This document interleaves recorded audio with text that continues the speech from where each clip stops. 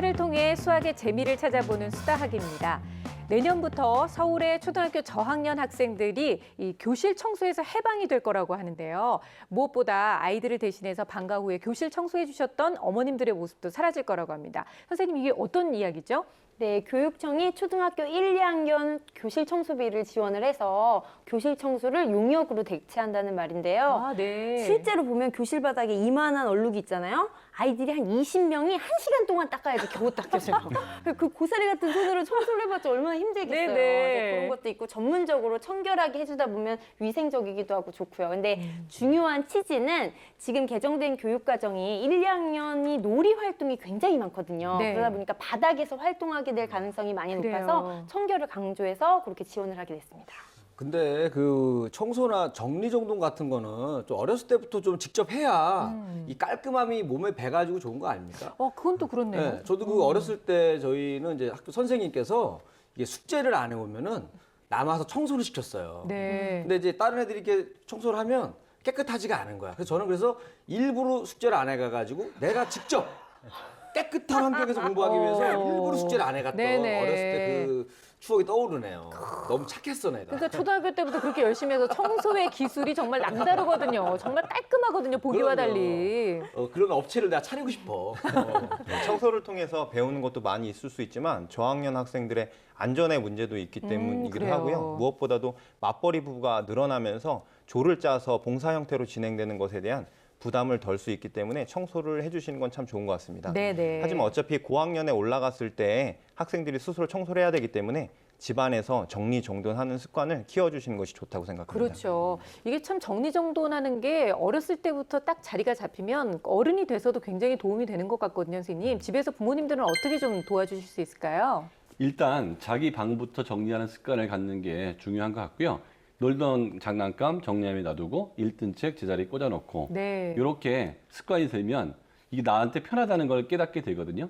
그러면 이런 습관들이 학습에 연결돼 가지고 학습 효율도 올라가고 아이가 공부를 잘하게 될 가능성이 꽤 높아지죠. 그렇군요. 이 정리정돈의 기본이 이 불필요한 걸 버리는 겁니다. 그렇죠. 과감하게 버릴 수 과감하게. 있는 용기. 제 얼굴이 정리정돈이 잘 된 거예요. 어디가요? 딱 눈 보세요. 아. 딱 필요한 만큼만 남겨놓고 딱 보일 만큼만 남겨놓고 나머지 다 버렸잖아요. 네네. 아주 정리정돈이 잘 된 얼굴입니다. 효율적이긴 한데 네. 미적으로는 조금 저도 잘 모르겠네요. 네, 알겠습니다. 그런데 정리정돈 잘하는 이 습관이 결국은 학습 능률에까지 영향을 미친다고 하니까 어렸을 때부터 이 습관을 좀 잘 잡아줘야 되겠다라는 욕심이 좀 드는 것 같습니다. 자, 오늘 고민을 들고 온 오늘의 수다학의 주인공도요. 초등 저학년생이에요. 초등학교 2학년 남학생인데요. 과연 어떤 사연이 있는지 지금부터 화면으로 함께 만나보겠습니다. 이번 주 수다학이 찾아간 곳은 경기도 고양시 덕양구. 이 학생이 오늘의 주인공인데요.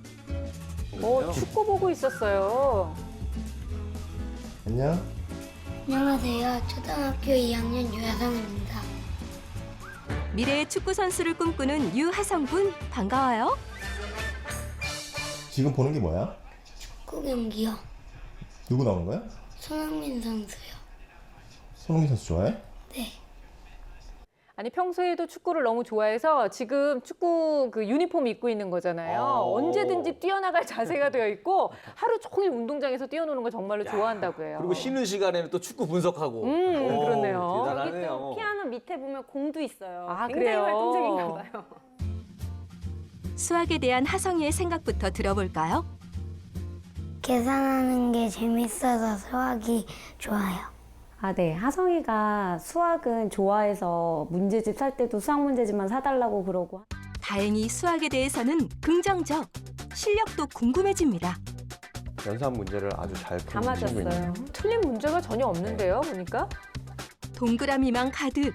보기만 해도 성적이 좋다는 걸 알 수 있는데요. 이 정도면 꽤 잘하고 있는 것 같죠? 좀 더 자세한 관찰을 위해 예고 없이 풀게 한 수학 문제. 수학 문제 푸는 것도 메시가 드리블하듯이 그냥 술술술 풀고 있어요. 입모양이 이렇게 모아진 게 네. 몰입하고 있다는 느낌이 듭니다. 근데 저희가 갑자기 문제를 풀어보게 한 건데도 불구하고 지금 거의 틀린 문제 없이 잘 맞추고 있어요. 문제를 다 풀고 마무리하나 했더니 누나방에서 노트북을 들고 나오는 하성이. 동영상 강의를 듣기 위해서인데요. 축구 경기를 볼 때만큼이나 수학 공부에 푹 빠진 모습. 좋아하는 거라니 집중력도 자연스럽게 높아집니다. 아, 요즘에 또 저렇게 공부를 많이 하네요. 네. 근데 이 동영상 강의도 사실은 누나를 시키기 위해서 시작한 건데 본인이 자발적으로 하는 거래요. 매일 이렇게 30분씩 척척 알아서 공부 중인데요. 남부러울 것이 없을 것 같은데 엄마는 어떤 수학 고민을 가지고 계실까요? 스토리텔링 문제가 나오면 지문도 제대로 안 읽고 그래서 답은 아는데 항상 정확한 답을 못 써서 틀리거든요. 그래서 그걸 어떻게 하면은 스토리텔링 문제도 잘 할 수 있을까 해서 사연을 올려봤습니다. 근데 우리가 스토리텔링이 올해부터 많이 줄어든다라고 얘기를 했으니까 별로 걱정 안 해도 되는 거 아니에요, 선생님? 그게 문제가 줄어들었다는 거지 없어진 건 아니거든요. 아, 그렇죠. 또 고학년으로 올라갈수록 계속 비중 있게 강조되기 때문에 네. 지금부터 없어지고 비중이 적다고 안 하다 보면 자꾸 실수를 하게 되고 그 실수가 습관화되기 때문에 잡아두는 게 좋습니다. 그렇군요. 그리고 수학이라는 게 맞춘 10문제보다 틀린 한두 문제를 안 틀리게 하는 거기 때문에 어느 부분도 약점이 있으면 사실은 안 되는 거죠. 네네. 시간이 꽤 지났는데도 흐트러지는 모습 없이 집중해서 공부 중. 이렇게 수학을 좋아하는 하성이는 과연 연상과 스토리텔링 중 어떤 유형에 더 흥미를 가지고 있을까요? 현상 문제요. 왜? 스토리텔링은 글이 많고 읽는 게 너무 많고 그리고 문제는 쉬운데 읽는 게 많아서 좀 싫어요. 그러니까 요점은 스토리텔링은 글이 많고 어렵고 연산은 글이 없고 쉽다는 거예요, 지금. 글이 많다는 건 그 글을 수식으로 바꾸는데 어려움을 느낀다는 그렇죠. 거죠. 네. 예. 수학 공부는 너무 좋은데 유독 스토리텔링이 싫은 하성이. 문제 푸는 모습을 더 지켜볼까요? 여기는 선생님. 하성아 이것도 풀어볼까? 풀어보자. 좀 더 집중해서 공부하기 위해 엄마가 준비한 스토리텔링 문제. 문제를 받아든 순간부터 표정이 안 좋더니 연산 문제를 풀 때와는 집중력과 속도에서 확연히 차이가 납니다. 안타까운 마음에 엄마도 나서보는데요. 좀처럼 적극적이지 않은 모습입니다. 결국 자세가 점점 역시 꼬이고 스트레칭 자세로 바뀌었어요. 아니 아이들은 이렇게 다 티가 나는 것 같아요, 그렇죠? 태도가 완전히 천지 차이네요. 그러니까요. 연산 문제 풀 때랑. 과연 어떤 문제들을 틀렸을까요? 자세히 들여다보니 초등학교 2학년 하성이에게도 어렵지 않은 수준의 문제인 것 같은데요. 다 맞는 연산과는 다르게 곳곳에 보이는 틀린 문제들 어쩐지 아쉽습니다. 이거 복습 한 번만 하고 이제. 다음 공부는 얼마 전부터 새롭게 배우고 있는 도형 단원. 저 답지를 탁 챙겨가시는 어머님의 저 매정한 손길. 이제 도형을 들어가면 지금은 저학년이기 때문에 그냥 모양이나 이런 거 찾는데 그런 거는 자신 있어 하는데 거기에도 이제 스토리텔링처럼 뭐 지문을 읽고 그걸 계산해야 되는데 그럴 때는 과연 어떻게 해줘야 될까 하는 생각이 들어서. 학년이 올라갈수록 난이도가 높아지는 도형 때문에 어떻게 기초를 잡아줘야 할지 엄마는 고민이 많습니다. 도형은 집에서나 주변에도 많고 그리고 학교 1학년 때도 많이 배워서 쉬워요. 자신만만했는데 틀리고만 문제. 이유가 무엇일까요? 그걸 읽을 때 잘못된 건 줄 알고 그냥 3호는 안 썼는데 그거 3호를 써야 되는 거예요. 막상 풀어보면 간단한 문제지만 종종 이렇게 지문을 잘못 읽어 실수를 하고 마는데요. 연산에서도 도형에서도 동일하게 그 개념은 명확하게 알고 있지만 네. 그 문제에 대해서 파악하는 거에 대한 어려움을 겪고 있는 것 같습니다. 네. 수학은 좋지만 스토리텔링 문제는 너무 싫은 하성이. 스토리텔링까지 100점에 골인할 수 있도록 수다 도와주세요. 정말 똘똘해 보이고 또 잘생겼어요. 우리 초등학교 2학년 하성이를 만나봤는데요. 하필 저희가 찾아간 날 비가 왔습니다. 그래서 지금 저 축구 유니폼을 입고 있는 게 마치 무슨 운동을 좋아한 아이의 설정 같아 보이셨죠? 그게 아니라 비만 그치면 운동장으로 뛰어나가려고 얘가 준비하고 있었는데 하필 비가 계속 와서 저희가 예. 참 다행히 촬영을 아주 순조롭게 할 수 있었다고 해요. 아, 그래서 목소리가 차분했구나. 우울했어요. 축구할 줄 알았는데 못해가지고. 맞아요. 그런데 거기다가 또 어려운 스토리텔링 문제를 계속 풀으라고 하니까 하성이 입장에서 굉장히 스트레스를 받았을 것 같은데 여러 가지로 그 반전이 있습니다. 굉장히 얌전할 것 같은데 활동적인 아이이면서 또 연산 문제가 나왔을 때는 막 저돌적으로 공부를 하는데 의외로 스토리텔링에서는 아까 어떻게 몸을 꼬았죠? 한번 보여주세요.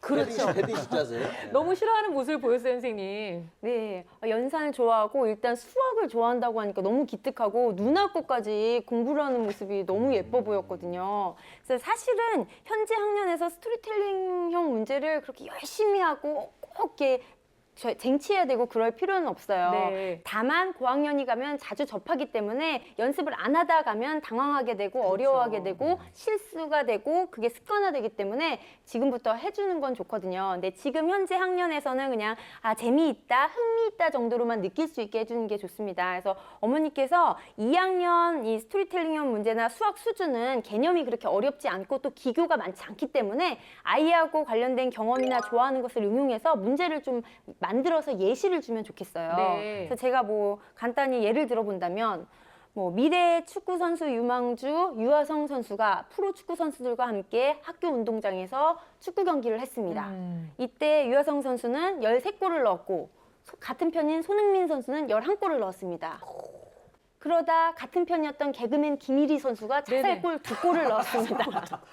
그러면 유하성 선수의 편은 몇 점인지 풀이 과정과 식을 써서 답을 구하시오. 뭐 이런 식으로 문제를 넣으면 재밌거든요. 자기가 들어가 있고 축구 규칙이 들어가 있고 좋아하는 선수 그리고 수학 연산까지 되기 때문에 굉장히 재미있어 합니다. 그래서 이런 문제를 하루에 3문제 정도 만드셔서 이렇게 풀어주는 걸 권고합니다. 괜찮은 것 같아요. 그러네요. 여기다가 약간 좀 심한 문제로 자살골을 넣었던 김일희 선수는 동료 선수한테 2대씩 맞았습니다. 총 10명의 선수한테 2대씩 맞았으면 몇 대를 맞았을까요? 이렇게. 괜찮은데요? 네. 이거 근데 어차피 가상이니까 우리 하성이가 한 100골 정도 넣은 걸로 좀 해줬으면은. 저도 인심 써서 100골 네, 괜찮습니다. 신나잖아요.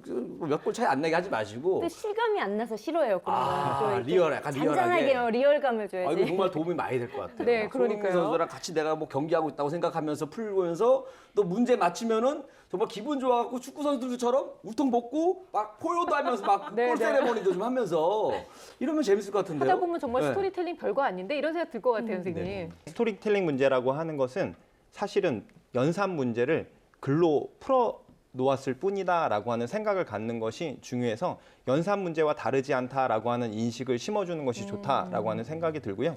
실생활에서 스토리텔링 문제를 접할 수 있도록 하성이가 먹은 우유는 얼마만큼 먹었을까? 혹은 집에서 학교까지의 거리를 잴 수 있는 방법은 무엇일까? 네. 그다음에 집에 오다가 본 그 건물에 있는 전화번호를 다 더하면 얼마일까라고 하는 등 실생활에서 접할 수 있는 것들을 글로 표현해보고 스토리텔링 문제로 풀어보다 보면 좀 더 편안하게 다가갈 수 있지 않을까라고 하는 생각이 들고요. 네. 또 친구들 많이 있을 것 같은데 그 친구들과 함께 그 집에 왔을 때 수학 문제들로 같이 이야기를 나누면서 즐겁게 공부할 수 있는 분위기를 만들어주는 것도 좋은 방법이라고 생각합니다. 네, 아주 짧은 시간이지만 너무나 흥미로운 아이디어가 많이 나오고 있는데요. 좀 실생활에서 어머님이 여러 가지 방법을 도전해 보시면 도움이 될 것 같습니다. 자, 일단 아이가 정말 이렇게 연산에서는 굉장히 즐거워하고 얼굴도 이미 밝았어요. 그런데도 불구하고 스토리텔링을 이렇게 어려워하는 데는 뭔가 특별한 이유가 있을 수도 있을 것 같거든요. 검사 결과를 보면서 말씀을 드리도록 하겠습니다. 네. 예, 이 아이의 전체 인지 능력은 평균 상 정도가 나왔는데요. 여기서 보면 작업 기억력이 우수 수준으로 나왔죠. 언어성이나 동작성은 평균 수준이고 그 처리 속도는 그냥 평균 수준으로 나왔는데 강점으로 보면 청각적 집중력 여기에 연산이 들어있거든요. 네. 이 부분에 강점이 있고요. 약점은 처리 속도하고 토막자기, 그러니까 속도가 좀 느리고 또한 그 공간 지각력이 조금 다소 떨어진다라고 볼 수 있습니다. 그런데 언어성과 처리 속도가 다른 영역에 비해서 다소 떨어지기 때문에 스토리텔링 문제를 읽고 해석하고 그걸 푸는데 시간이 많이 걸릴 수 있다는 걸 해석할 수가 있고요. 네. 이렇게 언어성이 부족한 하성의 경우는 그 밖에서 노는 것도 중요하지만 그 일정량의 독서를 좀 규칙적으로 꾸준히 하는 게 좋을 수가 있는데 처음에 익숙하지 않은 부분에서 책을 읽어야 되기 때문에 그게 위인전이든 과학에 관련된 책이든 동화든 상관없이 만화가 좀 있어도 상관없거든요. 네. 이 아이가 흥미를 느끼는 데서부터 시작을 해서 차츰차츰 올라가면 좋을 것 같고요. 또한 책을 읽은 다음에 엄마가 반드시 이 책에 있는 내용을 나한테 좀 얘기 좀 해줬으면 좋겠다라고 부탁을 해서 책을 읽으면서 책 속에 있는 내용을 내가 가져갈 수 있게, 이거를 좀 어려운 용어로 분석적 독해라고 그래요. 네. 그래서 책에 있는 내용을 이해할 수 있게 하는 게 중요할 것 같고요. 그러니까 수학 평가를 해봤는데요. 예, 수학 평가의 결과는 아주 잘 나왔어요. 아유, 잘하네요. 예, 후행의 경우는 다 맞았고요. 현행도 80점 정도라고 나왔고 전체로 90% 정도 맞았기 때문에 네. 기본은 굉장히 잘 다져져 있고 수학을 잘할 가능성은 매우 높다고 볼 수 있습니다. 네. 검사 결과 내용도 한번 들어보고 무엇보다 앞으로 얼마든지 발전 가능성이 있다 이런 얘기를 들으니까 참 다행이다 싶은데요. 문제 푸는 거 보면서는 또 어떤 부분들이 눈에 들어오셨는지 말씀해 주세요. 5번 문제 같은 경우에는 수영이가 3 곱하기 2는 6, 그 다음에 정우는 6 곱하기 4 더하기 2는 26이라고 하는 계산 과정을 거치는 수화 연산의 네. 곱셈 관련된 문제입니다. 이 문제를 잘 풀 수 있었지만 풀지 못한 이유는 두 가지일 수 있을 것 같은데요. 단순히 긴 글을 읽지 못하는 경우나 어려워하는 경우라면 어머님께서 하성이가 문단을 끊어서 해석할 수 있는 연습을 시켜주시면 좋겠다라고 하는 생각이 들고요.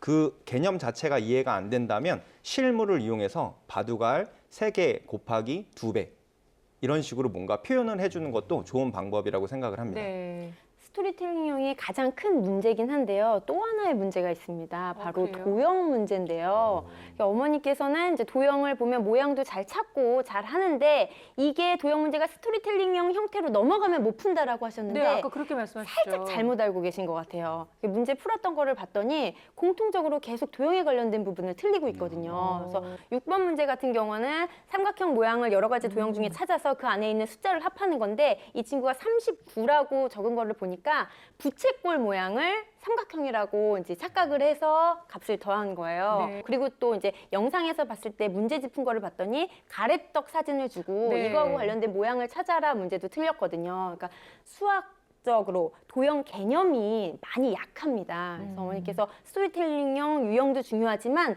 이 도형 개념 잡는 것도 네. 꼭 기억해 두셨다가 지도해 주시는 게 좋습니다. 저는 아까 이 문제 보고 아까 웃음이 나올 뻔했어요. 가래떡을 그려놓고 도형을 물어보다니요. 먹는 거를 가지고 누가 봐도 그냥 이건 떡 모양이지 이걸 무슨 뭐 그렇지 않나요?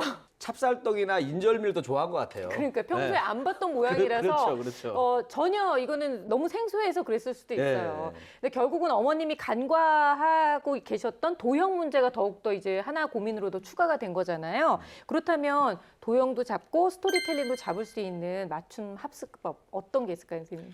강점은 스스로 하게 하는 게 좋고요. 약점은 도와주는 게 좋은데 제가 많이 쓰는 방법인데 이 아이 저학년이잖아요. 어머니께서 문제 한번 읽어주고 너도 한번 읽으라고 그러는 거죠. 근데 아이들이 문제를 읽을 때 끊어 읽기나 띄어 읽기 잘못하면 파악을 완전히 못하거든요. 근데 그 아이 읽는 것만 봐도 이 문제를 정확히 파악했는지 못 파악했는지를 엄마가 판단할 수가 있어요. 그래서 엄마가 읽고 아이가 같이 읽는 방법으로 했으면 좋을 것 같고 네. 예문도 김인 선생님이 말씀하신 것처럼 이 아이가 흥미를 가질 만한 것들을 예문으로 가져주면 일단 애착이 더 강하게 가기 때문에 일단 받아들일 때 편할 수 있고요. 그 수학을 좋아하니까 이제 혼자 인터넷으로 공부를 하는데요.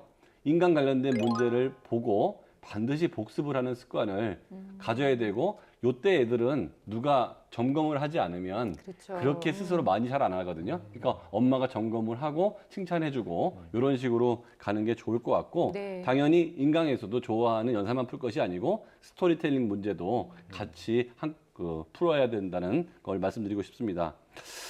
도형은 직접 만드는 게 가장 좋은 방법인데요. 축구공 같은 게 있으니까 혹시 망가진 게 있으면 그것도 해체시켜보고 아니면 네. 축구공 모양을 뭐 종이로 비슷하게 위에다가 덮어서 만들어보고 하다 보면 익숙하지 않은 도형도 흥미를 갖고 좀 잘할 수 있지 않을까 이런 생각이 듭니다. 네. 아, 선생님 얘기 다 좋았는데 네. 하성이한테 축구공을 자르라고 하는 건 너무 심하신 것 축구공을 같아요. 해체하라고 망가진 하셨어. 축구공을 아, 망가진 것도 막 우리들 예전에 막 거기다 그 테이프 붙여가지고 쓰고 붙여서 막 하거든요. 바람 넣어가지고. 제가 봤을 때는 하성이한테는 축구공보다는 조금 저렴한 네. 그 테니스공 그래요. 테니스 공을 이렇게 가위로 오려볼 텐데 그냥 오리지 말고 약간 스토리텔링 문제가 약하니까 네. 리포터식으로 제가 지금 테니스 공을 자르겠습니다. 지금 이거는 뭐 반지름이 얼마고요, 지름이 얼마고요, 막 이렇게 떠들면서 네. 이렇게 해서 이렇게 오리면서 모양도 확인하면 좀 도움이 되지 않을까 생각을 해봤어요. 아, 그래요. 테니스 네. 공 잘 잘려요, 근데? 잘 잘리죠. 네, 한번 해봐야 그리고 자르고 난 되겠네요. 다음에 또 버리기 아까우니까 의자 밑에 껴가지고 또 재활용도 됩니다. 좋은 아이디어입니다. 예. 네. 하성이 같은 경우는 앉아 있는 게 조금 부담스러운 활동형 학생이잖아요. 유니폼 그렇죠. 입고 비 그치면 나가려고 보고 있잖아요. 그래서 이런 친구들은 이제 차분하게 앉아서 학습하는 시간을 늘려야 되거든요. 그래서 너무 과하게 하지 말고 한 30분 내외로 공부하는 시간을 잡아주되 엄마하고 공부하는 시간하고는 별개로 혼자 스스로 공부하는 시간이 30분 내외가 되도록 해야 돼요. 근데 이제 자꾸 움직이고 집중을 안 하고 하다 보니까 그 시간적인 집중력을 늘리기 위해서 문제를 10문제 정도를 주는데 쉽게 풀 수 있는 문제 있죠. 네. 골을 막 요리조리해서 골대에 넣듯이 이렇게 자유롭게 10개가 수르륵 풀 수 있는 그러면 재미를 느껴서 뭔가 자신감을 키울 수 있는 그런 조금 자신의 수준보다 좀 낮은 문제를 줘서 계속 앉아있는 공부를 해서 집중력을 기르는 게 좋겠고요. 또 스토리텔링형 문제를 어려워하는데 이 친구 같은 경우는 보면 굉장히 급하게 풀어요. 다른 친구들보다 그래요? 막 서두르고 시간도 짧고 뭔가 해치우고 안 되면 말고 찍고 뭐 이런 느낌이 좀 강하기 때문에 스토리텔링형 문제를 풀 때는 충분한 시간을 주는 거죠.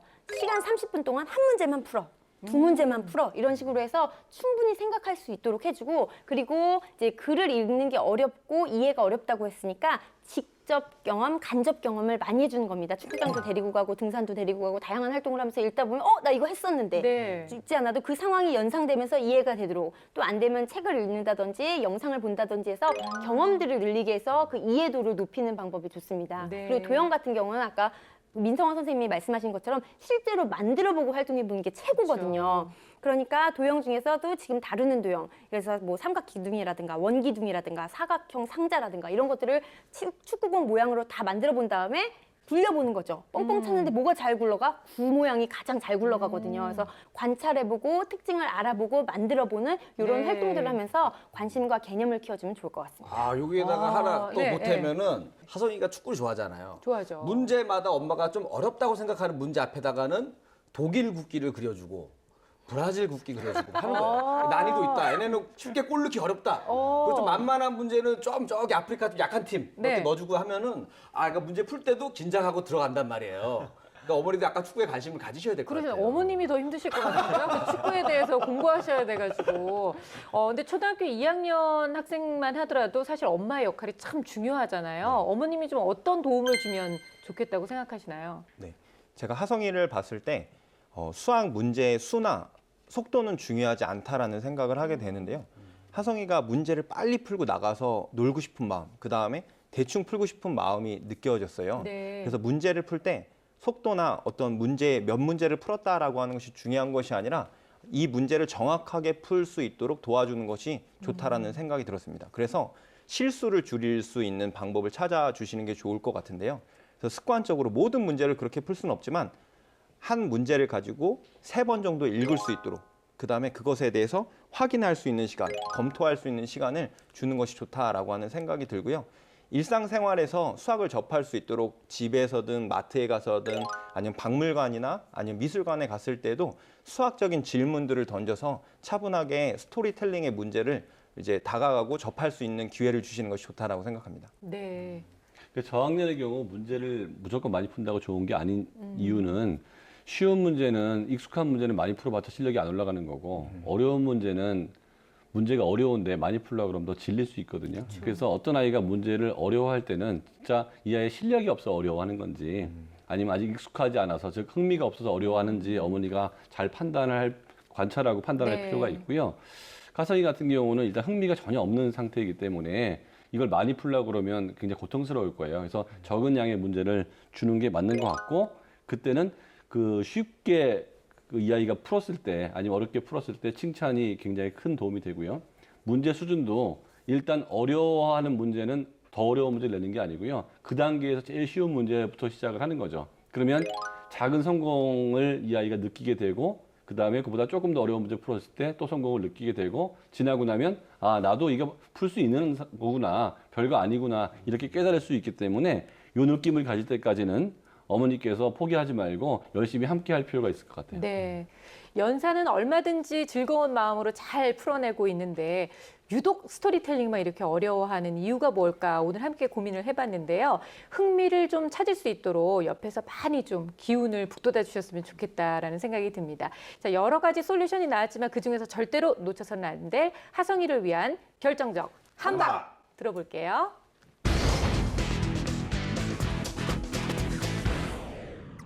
제 결정적 한방은 만들기와 풀기입니다. 경험을 살려서 스토리텔링형 문제를 많이 만들어보고 또 풀어보는 연습을 많이 해보기 바랍니다. 제 결정적 한방은 읽기 연습입니다. 연습을 통해서 익숙해지면 스토리텔링 문제에 대한 흥미를 느낄 수 있는데요. 특히 끊어읽기와 강조하는 부분에 대해서 정확히 강조해서 읽으면 문제가 원하는 바를 알 수 있기 때문에 그때부터는 스토리텔링 문제가 어렵지 않고 재밌어집니다. 제 결정적 한방은 수다입니다. 글로 표현된 것이 이해되는 것이 어렵다면 수다를 통해서 문제를 이해하고 표현하는 방법을 쓴다면 스토리텔링 문제가 좀 더 편안하게 다가가질 것입니다.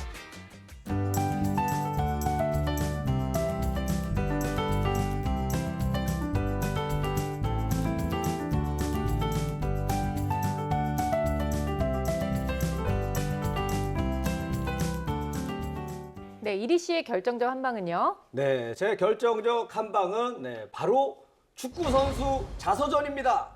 오, 어, 지금 박지성 선수 네. 있어요. 네. 뭐 책이 많이 있는데 또 책을 또 간접 홍보할 것 같아가지고 그래요. 제가 대충 우리 수다학에서 만들어준 건데요.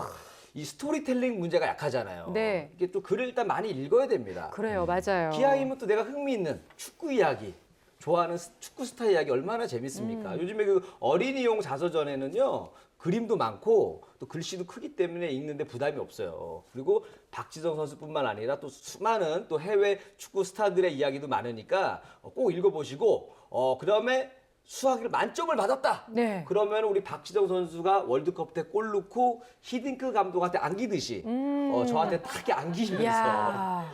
사랑해요 지성 하듯이 우리 하성이도 충분히 수학 만점 맞을 수 있습니다. 그래요. 아니, 얘기를 들어보니까 정말 축구도 한 팀하고만 늘 경기하는 건 아니잖아요. 네. 너무나 수많은 팀들을 만나는 것처럼 언젠가 스토리텔링도 뭐 3학년, 4학년, 5학년, 6학년 그 새로운 문제들을 항상 만날 수 있는 거기 때문에 지금부터 잘 준비를 해서 스토리텔링 어려운 문제가 딱 나타나도 절대로 당황하지 않는 우리 하성이의 모습을 저희도 같이 기대하도록 하겠습니다. 자, 많이 저희가 응원해 드릴 테니까 더욱더 열심히 힘내길 바라요, 우리 하성이. 자, 이번에는 즐거운 수학 강연 청해 듣는 400초 수학인데요. 오늘은 김희진 선생님께서 준비하셨죠? 네, 저는 수학 수업을 하면서 아이들한테 흔히 자주 묻는 질문이 있는데요. 제가 이리 씨한테 한번 물어볼게요. 네. 수학을 부담되겠어요. 만만하세요? 수학을 잘하기 위해서 네. 기본적으로 꼭 알아야 될 개념이 뭐가 있을까요? 이거 좀 뭔가 좀 멋있게 대답해야 될 것 같은데 오히려 지금, 의외로 쉬운 답일 수도 있어요. 근데 뭐 딱 떠오르지는 않거든요. 일단은 숫자 1부터 100까지 네. 알아야 되지 않을까. 그쵸. 수개념 익히기도 중요한데요. 그것만큼 중요한 게 있습니다. 그래요? 알 것 같습니다. 뭐야. 근데 민성원 선생님이 알고 계신지 궁금해가지고 한번 물어볼게요. 아니, 근데 이미 선생님 질문을 잘못하셨어요. 수학의 기본과 수학의 개념을 잘 안 갖고 있는 사람한테 뭐라고 생각해? 이런 걸 물어보는 건 아닌 것 같아요. 공부 잘하시는 분한테 물어봐야지 맞는 것 같은데요. 뭐 등호와 부등호 그런 개념에 대한 이해 아닐까요? 야, 역시. 그래요? 맞아요? 그런 거예요? 오. 제가 오늘 등호에 대해서 얘기를 해보려고 하는데요. 네. 보통 등호하면 띡띡 이거 아니야? 네. 같은 거 아니야? 는 맞아 그렇게 하고 넘기는데요. 요 안에 아주 다양한 재미있는 수학 이야기가 숨어 있습니다. 아, 정말요? 그냥 는 하면 무조건 정답이 나오는 뭔가 그런 느낌인데 자, 과연 어떤 비밀이 숨겨져 있는지 지금부터 400초 수학 청해 듣도록 하겠습니다.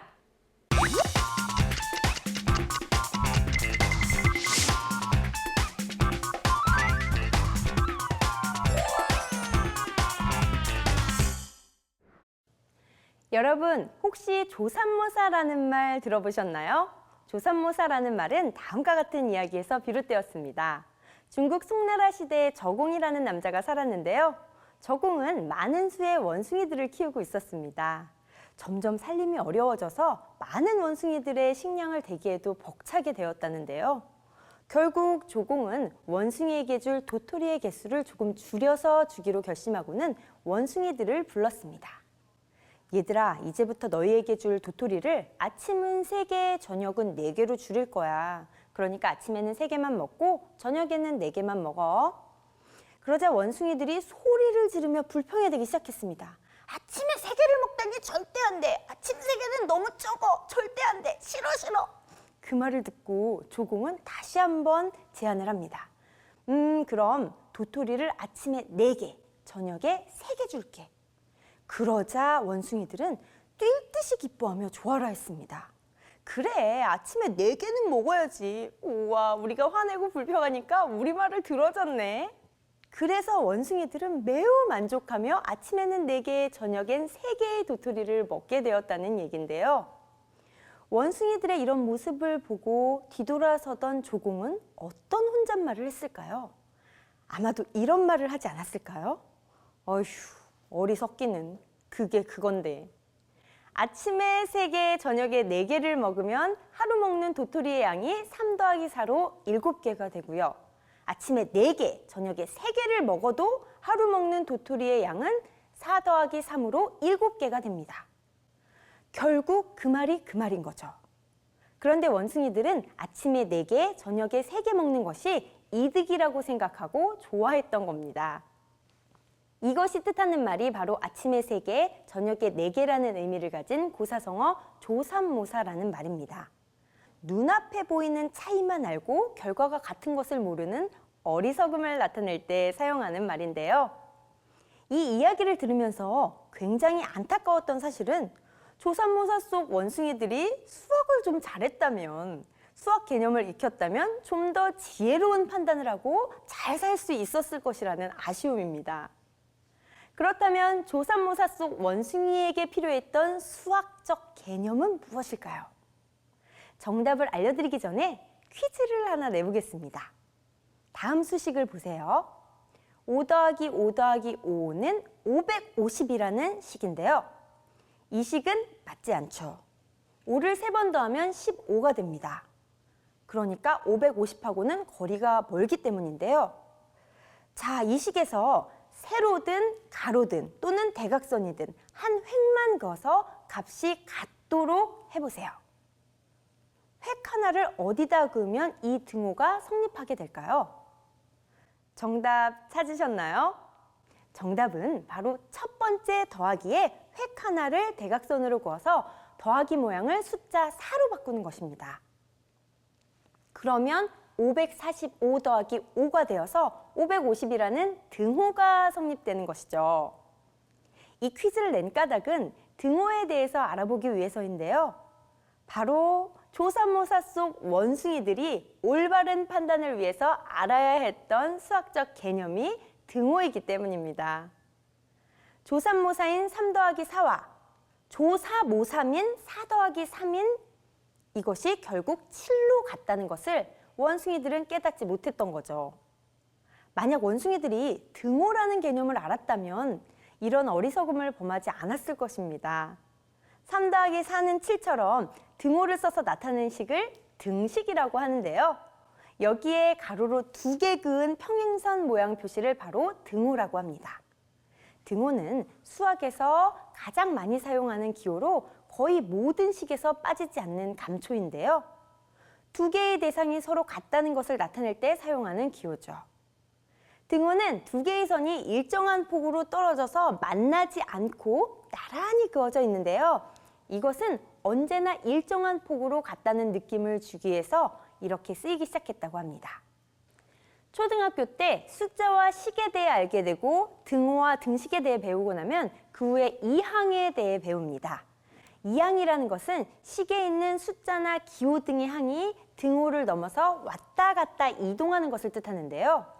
예를 들어서 A 더하기 B의 값이 C랑 똑같다는 등식에서 B를 등호를 넘어 이항을 시킨다면 그럼 B가 C가 있는 곳으로 넘어가서 A는 C 빼기 B라는 식이 성립하게 되죠.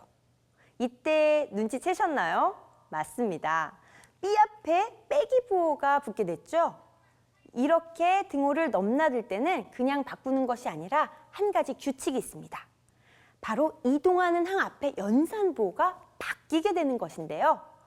등호를 넘어가게 되면 빼기는 더하기로, 더하기는 빼기로 바뀌게 됩니다. 원래 B 앞에 더하기가 있었는데 등호를 넘어가면서 빼기 B가 된 것이죠. 자, 그렇다면 어째서 이항할 때 부호를 바꿔줘야 되는 것일까요? 등식과 등호, 그리고 이항을 공부할 때 기계적으로 이항을 할 때는 부호가 바뀐다 라고 알고 있는 학생들이 많은데요. 왜 그럴까? 라고 질문을 하면 또 난감한 표정을 짓는 학생들이 상당히 많습니다.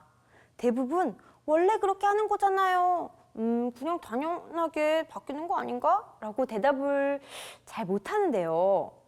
이것은 등호의 개념을 명확하게 알지 못해서 그렇습니다. 이항을 한다는 개념은 사실 등호의 성질에서 나왔거든요. 자, 보세요. 등호를 중심으로 봤을 때 왼쪽에 있는 내용과 오른쪽에 있는 내용은 완벽하게 똑같아야 됩니다. 그러므로 등호가 성립한 왼쪽과 오른쪽에 각각 같은 수를 더하거나 같은 수를 빼거나 같은 수를 곱하거나 같은 수를 나누어도 등식은 성립합니다. 예를 들어 볼까요? 만약에 A는 B라는 식이 있습니다. 이 식을 통해 A와 B는 똑같다는 것을 알 수 있죠. 그렇다면 A와 B에 각각 같은 수 C를 더해 볼까요? 그럼 왼쪽은 A 더하기 C가 되고 오른쪽은 B 더하기 C가 됩니다. A와 B는 같은 값이니까 이 식은 성립하게 됩니다. 그렇다면 같은 수 C를 빼볼까요? A 빼기 C와 B 빼기 C도 같은 값으로 성립하게 됩니다. 곱셈과 나눗셈도 마찬가지인데요. 양변에 같은 수를 곱하면 A 곱하기 C는 B 곱하기 C가 되어서 등식이 성립하고 또 같은 수 C를 나누면 A 나누기 C와 B 나누기 C가 되어서 등식이 성립하게 됩니다. 자, 그럼 이 항이 가장 많이 사용되는 미지수가 있는 1차 방정식을 한번 계산해 볼까요? 3a 더하기 2는 8이라는 식에서 미지수 a 값을 구하려면 왼쪽에는 3a, 미지수만 있는 수만 남게 해야 됩니다. 그럼 먼저 뭘 없애야 될까요? 그렇죠. 3a의 옆에 있는 2를 없애야죠. 그러기 위해서는 등호를 중심으로 각각 똑같이 2를 빼줍니다. 그럼 왼쪽에는 3a만 남게 되고 오른쪽은 8 빼기 2가 되죠. 그럼 3a는 6이라는 식이 성립하게 되는데요. a의 값을 구하려면 a 앞에 곱셈으로 연결되어 있는 3을 없애면 됩니다. 그러기 위해서는 3a를 3으로 나누어주고 a만 남게 하고 그리고 옆에는 3a도 3으로 나눈 것처럼 같은 값인 6도 3으로 동시에 나누게 되는 거죠. 그렇게 되면 왼쪽에는 a만 남게 되고 오른쪽은 6 나누기 3이 되어서 같은 값이 2가 나오게 됩니다. 즉 a의 값이 2가 되는 것인데요. 이 식에서 말하고자 하는 결론은 바로 이겁니다. 이 항은 바로 등식의 성질에서 나왔다는 것이죠.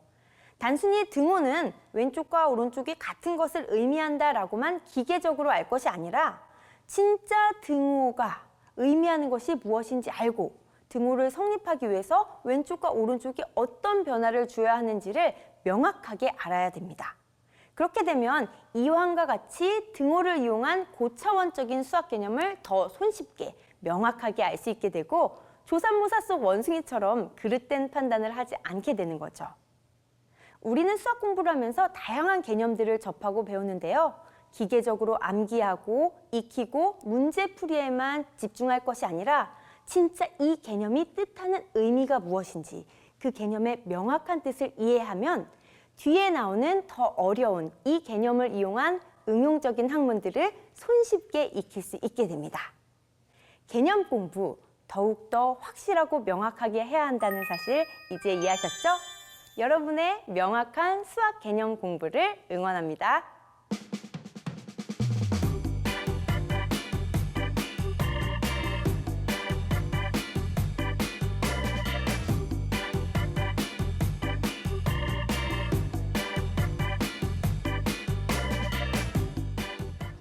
이래서 수학은 정말 개념을 익히는 게 너무 중요한 일인 것 같아요. 사실 예전에 공부했던 거를 기억을 좀 되짚어 보면요. 이항을 하면 왜 플러스가 마이너스가 되는지, 마이너스끼리 곱하면 왜 플러스가 되는지 전 한 번도 왜? 라는 질문을 안 해본 것 같아요. 그냥 무작정 그렇다니까 그런가 보다 하고 했던 것 같거든요, 선생님. 그렇죠. 이렇게 개념들을 잘 이해해두면 나중에 더 어려운 개념을 공부할 때 공부 시간을 단축하거나 훨씬 더 효율적으로 이용할 수 있습니다. 특히 오늘 거기 말씀드린 등호 같은 경우는 모든 식의 거의 대부분이 쓰이는 개념이고 기호이기 때문에 네. 제대로 익혀두면 훨씬 더 수월하죠. 그래서 수학 공부의 첫걸음이라고 할 수 있습니다. 특히 초등학교 때는 이런 개념들이 많이 등장하지 않거든요. 이런 기본 개념들을 문제 100문제 푸는 것보다 개념 제대로 하나 이해하는 것이 훨씬 더 고등학교까지 공부하는데 수월합니다. 그렇군요. 어머니들은 이미 알고 계시니까 이거 쉬운 건 아이도 당연히 알고 그래요, 맞아요. 그런 있겠지라고 생각해요. 생각을 하는데요. 당연히 알고 있을 것 같으면 책에 그렇게 자세하게 설명이 나와 있을 리가 없죠. 그래서 처음 배울 때부터 개념을 정확하게 알고 넘어가야 되는데 제가 강조하는 것 중에 뭐 더하기에도 첨가라는 게 있고 합병이라는 게 있다고 하잖아요. 사과가 5개에서 2개가 더 들어가면 사과가 사과니까 첨가고 사과 5개와 바나나 2개는 이게 합병이란 말이에요. 그래서 이 더하기라는 거 하나에도 이런 개념들이 있다는 걸 알고 나면 아이들이 수학에서 가장 기본을 알게 되는 거거든요. 그러고 나서 수학에 흥미가 있는지 없는지 물어야 되는데 단순히 그냥 계속 답만 내라고 그러면 수학이 힘들어질 수도 있겠죠. 그래서 이런 개념에 대한 이해는 교과서로 배울 수도 있지만 우리 주변에 뭐 젓가락, 이쑤시개, 뭐 쌀알, 콩 굉장히 많은 소품들이 있을 수 있으니까 네. 그런 것들을 이용해서 이 개념을 확실하게 알려주면 굉장히 오랫동안 기억할 수 있습니다. 이거 정말 오늘 도움 많이 된 것 같아요. 그래요. 제가 얼마 전에 그 사탕을 먹는데 제 사탕이 훨씬 더 컸거든요. 네. 그 꼬마아이 사탕은 되게 작았어요. 네. 야, 내 사탕이 더 크지? 아니라는 거예요. 자기가 더 크다고 계속 우겼던 애가 그래요? 있었는데 예.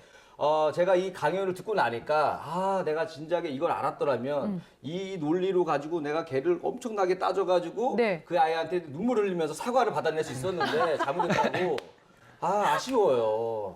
진작 내가 이걸 알았었어야 되는데. 아유, 참 후회되는 게 겨우 그런 거예요.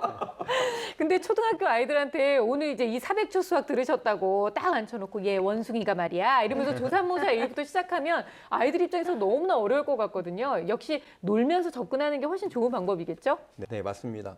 등호라고 하는 어려운 개념을 쉽게 접근할 수 있는 여러 가지 방법이 있는데요. 아까 민성원 선생님께서 말씀하셨던 이쑤시개나 수수깡 같은 것을 가지고 한번 연산을 표현해 보는 거예요. 네. 그래서 예를 들자면 6 더하기 4는 4라고 하는 잘못된 등식을 주어주고 한 개의 이쑤시개를 옮겨서 참이 되도록 만드는 방법이 뭐가 있을까라고 한다면 6 아래에 있는 것을 빼서 4라고 표현된 건 위에 올리면 9라고 하는 표현이 돼서 5 더하기 4는 9 이렇게 표현할 수도 있고요. 그다음에 그 뺀 것을 등호 위에 올려서 같지 않다라고 하는 표현을 하면 그렇죠. 5 더하기 4는 4가 아니다라고 하는 등 여러 가지 방법들을 알 수 있는데요. 네. 그런 것들의 예를 찾아서 연습을 해본다면 흥미롭게 등호에 대한 개념을 익힐 수 있습니다.